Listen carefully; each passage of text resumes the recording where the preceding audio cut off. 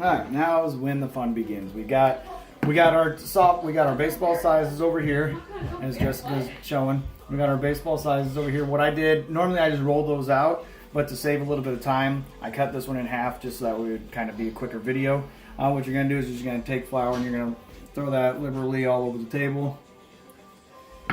And what I like to do is I like to smash it a little bit first, just to get the rolling process started. Just get it so that way it's not tearing apart, but it's kind of just a little bit flatter.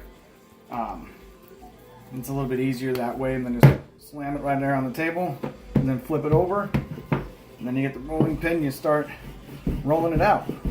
In this process, you want to get it as thin as possible, but you don't want to. You don't want to get it unbelievably thin, because then it doesn't close.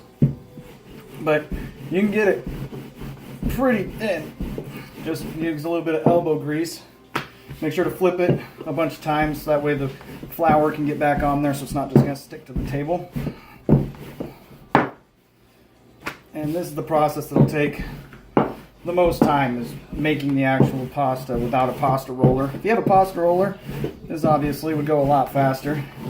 Pasta rollers for an upright mixer are probably the best. I've seen some pretty crappy ones that can hook onto the table side, but read the reviews and wasn't thrilled on them. You can kind of hear it's getting thinner. You can kind of see how thin it is.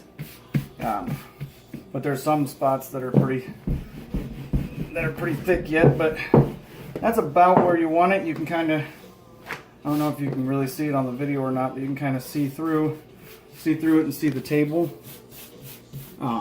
That's kind of how thin you want it.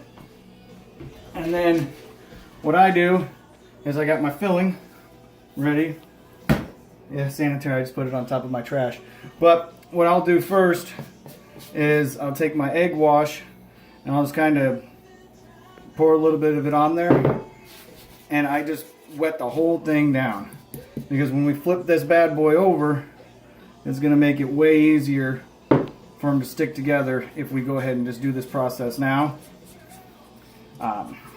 It's something that I've learned after doing this. I've done it multiple ways where I've actually cut these into strips and fill them on their own. That is very time consuming. I don't recommend that. But this is the fastest way. You just flip all that, then you take this. What I do is I kind of get an idea on where the middle is, and I just make a little line with my fingernail so that way I know where the middle's at. And then I just basically take the meat, make little piles, and you can usually do 3 on the top. And this one it looks like I'm only going to be able to do 2, but you can usually do 3 on the top and 4 on the bottom, because it's obviously thicker in this spot here.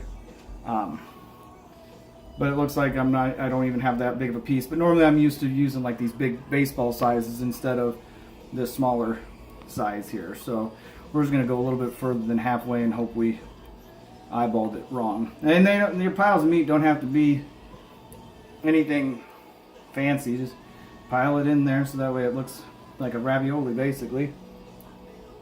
And then what I do is I take some just finely grated mozzarella cheese and I just put just a smidgen on each. Try not to get it in the edges like that, like I've got it. It just makes it harder to close it. And then you pick this up on one side carefully and you just fold it over. If you roll some of that meat over, that's okay. And then just kind of pat down around the lasagna, around the ravioli, just like so. And I said I use a small cup. This Joshua size SpongeBob cup is what I've been using every single time I've made ravioli this way. It seems to work. You just kind of go right around where the meat pile is, give it a little turn, boom, you got yourself a circle ravioli that is ready to rock and roll. And it's already crimped shut. Sometimes I just pinch it just to make sure, but that thing is shut. And then you take it and you put it. I've got some pre-made already.